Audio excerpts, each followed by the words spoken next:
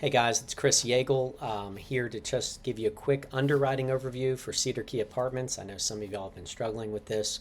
So I'm just here to sort of walk you through the property and our exact underwriting so you can kind of see how does current and historical performance line up to where we think the year one pro forma is going to be. So to start off with, just a reminder, Cedar Key Apartments located in Charleston, South Carolina. It's 48 units. It's a tax credit deal limited to 60% of area median income for residents' income. They can outgrow that by 140%, but that also kind of controls where the rents will be on an annual basis as well. So that will be in place for till 2038. And those rents, if we look back at the last decade for this 2 and 3 bedroom property, they've averaged over 7% annual growth. I mean, they're tied to the income growth of the metro, which has been very, very strong. So I think you've got some really good rent growth there. This is basically getting C or B quality rents on a 2000 built product that's really nice. So starting off, our pro forma income is very conservative. And I say that, so our year one pro forma income, if we compare that to May's rent roll, if we annualize just effective rents, the rents we are collecting, we end up with a $27,000 positive variance over my year one pro forma rents. So I think we're pretty bulletproof there. You buy today, you're already starting out ahead. For other income, we're projecting $20,000 a year, which is consistent with past years. And if we look at the T6 and annualize it from May, it works out to $20,000. So we're spot on there. So I just don't think on the income side there's anything for anyone to argue with, unless you're just one of those guys that likes to argue. In which case, I'll still talk to you. Listen, so rent projections, our model applies them annually at the end of each year, and they're represented as increased income in the following year. So year one rent increases actually show up in year two. Our year two, our rents, market rents, they're going to be equal to the allowable tax credit rents of 2025 minus utility allowances. So, whatever HUD says we can charge today, we're saying in the model, you can't charge it till next year. So I think we're very conservative in that approach. Even with that shows a 7% bump just to get to that by year two. And then 5% annual rent growth thereafter.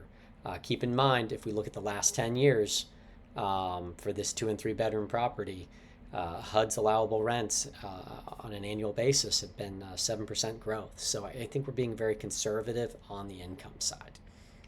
Now getting into expenses, this is candidly where things just go off the rails. And we're going to be feeding you a lot of great excuses, but I am going to sound like a broker. But we'll walk you through this line item by line item. So to start off for some background, the property is third-party managed. It's a smaller property, so the staff is actually shared across the portfolio within the third-party management. And the management company has struggled to maintain staffing levels throughout 2024. I've got a lot of experience with this company. I think they've been great. I do know one of the challenges has been that they've lost some economies of scale here locally, and that probably has been a factor that's played into it. So 2023, we show this in our pro forma as a comparison column. Next to that, 2024, and then next to that, we have a T3, T12, expense column.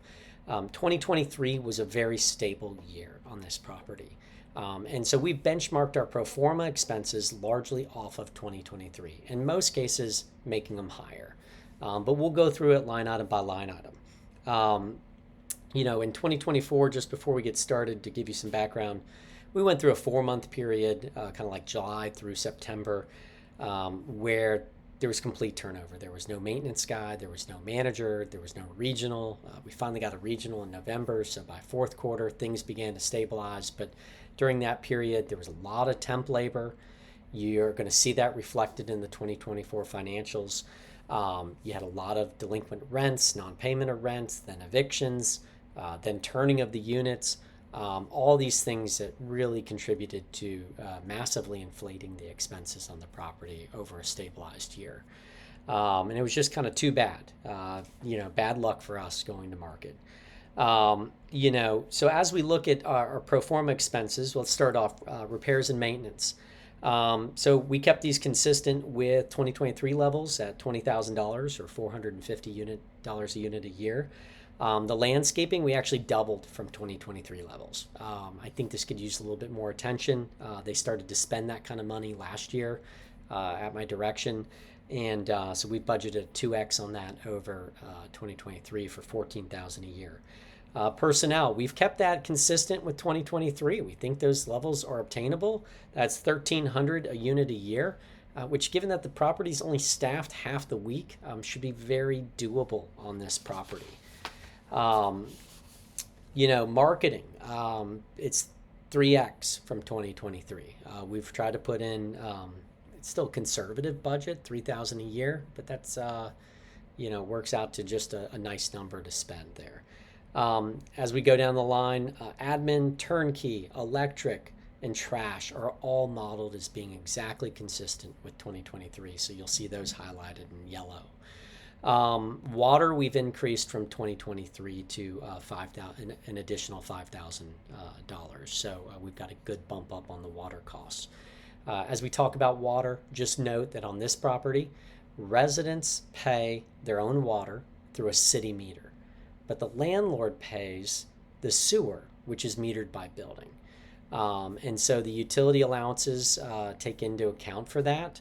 But it is sort of unique that the resident is actually paying water on a city meter. I think this means you get a high quality resident because they know they have to be able to qualify to get water through the city. It also just means that, you're only on the hook for part of the cost if they're not reporting a running toilet. The real estate taxes, we're going to address that last. So we'll skip that line and come back to it because that's got some explaining there. Other property taxes, that represents solid waste and stormwater management fees, very standard per unit fees. So they're there in the historical tax bills. We've just broken them out in the pro forma. Management fee, we increased $5,000 from 2023. There are two historical expense items that are not carried over. These are atypical expense items. The first is utility reimbursements. That was a historical practice that's not in play right now, so we're not carrying it forward. So that, that we're not going to book income that's not being collected. The other one's asset management fees. So the owner has historically expensed a lot of ownership-related expenses here as part of property expenses. Obviously, we're not carrying them over to the pro forma, but we didn't feel that it was right to strip them out. So you're seeing them in the historical, you're not seeing them in the pro forma. Finally, we move on to real estate taxes, which I have to just sort of disclose. I'm not an accountant, I'm not an attorney.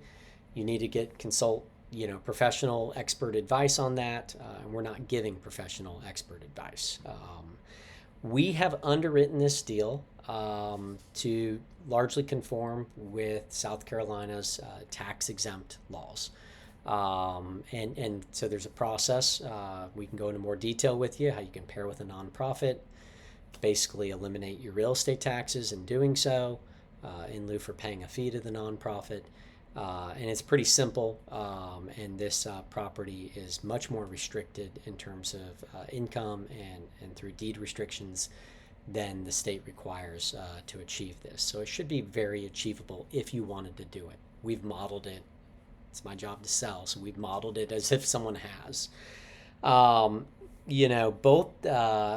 one way. If you did not want to do the tax exemption process, then I would tell you that there's a second thing to consider here, which is because this property is deed restricted, South Carolina state law does not allow the county to reassess you based on sales price. They must use the income approach. We've gone through this on multiple properties with Dorchester County, and we've gotten this done. We've even gotten guys some refunds. They must use the income approach, so we'll cover that as well. In the tax exempt scenario, we're assuming if a buyer closed this summer that they'll get their tax exempt status uh, completed by the end of the year. It's just a form to kind of fill out. And traditional with any other closing that happens mid-year, you're responsible for your half of the year's worth of taxes. Beginning in the following year, you'd have your tax exempt status there and you're not paying any taxes. So as you look at our models, you'll see that real estate tax line item go to zero in year two. Now we do have an other operating expense line item that we put in year one, $20,000. And we've got this growing every year. But that represents kind of the fee to the nonprofit that you're partnering with for this tax exempt status. So we are trying to carry that fee forward in lieu of the real estate taxes. If you wanted to, just said, I don't want to do the tax exempt approach and I'm just going to own it and not partner with a nonprofit. If you wanted to look at the income approach, just so you know, as a reminder, for a property like this, they are not allowed to tax you based on the sales price. Now there's a widget in their computer. As soon as you buy it, it's going to tax you based on sales price. And much like if you wanted to do your 25% ATI exemption in South Carolina, you have to ask for it. In this case, you have to remind the county after you buy it that, hey, we're a deed restricted property. You're not going to assess us based off sales price, and you need to assess us based off the income approach. And as I'm trying to explain away a bunch of high expenses, you're clearly going to have some very favorable,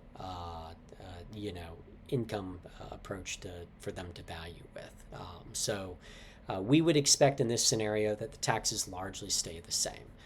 We just really can't see a scenario in which they very aggressively apply an income to your property, knowing that they'd have to probably apply it to every other tax credit property as well. So, that's largely kind of how we've underwritten this deal. I think this is pretty, we're pretty spot on the income, maybe overly conservative. I think we can provide you with a ton of data to support our pro forma operations from similar properties that are separate from this. But I'm happy to walk you through any of these properties, line item numbers, and help you with your underwriting. And thanks for watching this.